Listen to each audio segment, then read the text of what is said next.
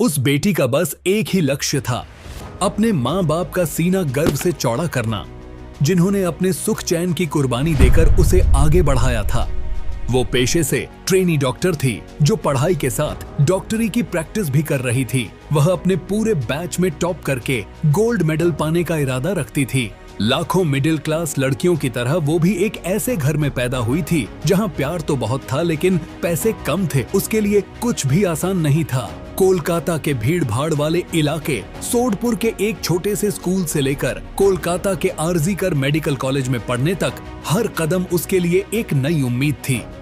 अपनी बेटी को कामयाब देखने के लिए उसके पिता ने अपनी छोटी सी दर्जी की दुकान पर दिन रात मेहनत की, पैसे बचाए और उसने भी स्कूल कॉलेज में पूरी ताकत लगा दी ताकि उसका सपना अधूरा न रह जाए। बेटी उनकी शान थी और माँ बाप उसकी दुनिया। वह एक समझदार बेटी थी।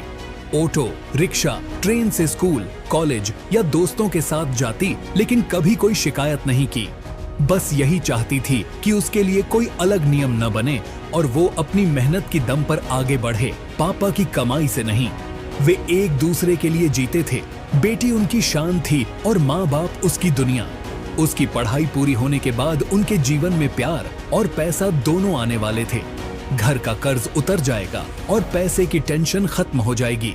माँ बाप, दोस्त, टीचर सब उसे फाइटर कहते थे। वो हार नहीं मानने वाली लड़की थी। एक रात ने सब कुछ खत्म कर दिया। वो बेटी अब दुनिया में नहीं है। कुछ दरिंदों ने बेरहमी से उसका बलात्कार करके हत्या कर दी है। पीड़िता के 67 वर्षीय पिता ने हमारे सहयोगी संस्थान टाइम्स ऑफ इंडिया को बताया, हम एक गरीब परिवार हैं और हमने उसे बहुत कठिनाई से पाला है। उसने डॉक्टर बनने के लिए बहुत मेहनत की। हमारे सारे सपने एक रात में चकनाचूर हो गए। वह MBBS के उन छात्रों के एक बैच से थी जिन्होंने कोविड महामारी का खौफनाक दौर देखा था। मरीजों की सेवा करना उसको अच्छा लगता था। आरजीकर मेडिकल कॉलेज को वह अपना दूसरा घर कहती थी। वह मरीजों के इलाज में दिन रात लगी रहती थी। वारदात से पहले 36 घंटे की ड्यूटी, 9 अगस्त को 36 घंटे की बिना रुके ड्यूटी के बाद वह मेडिकल कॉलेज के सेमिनार रूम में सो गई थी। तभी उस पर एक या एक से अधिक लोगों ने हमला किया, उसके साथ बलात्कार किया और उसे इतनी बेरहमी से मार डाला कि उसकी गर्दन और पेल्विस टूट गई।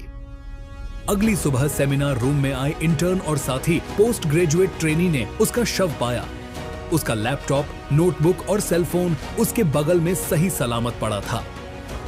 एक आरोपी संजय रॉय को गिरफ्तार किया गया है, लेकिन उसके सहयोगियों और माता पिता को विश्वास नहीं है कि वह इस अपराध में अकेला शामिल था।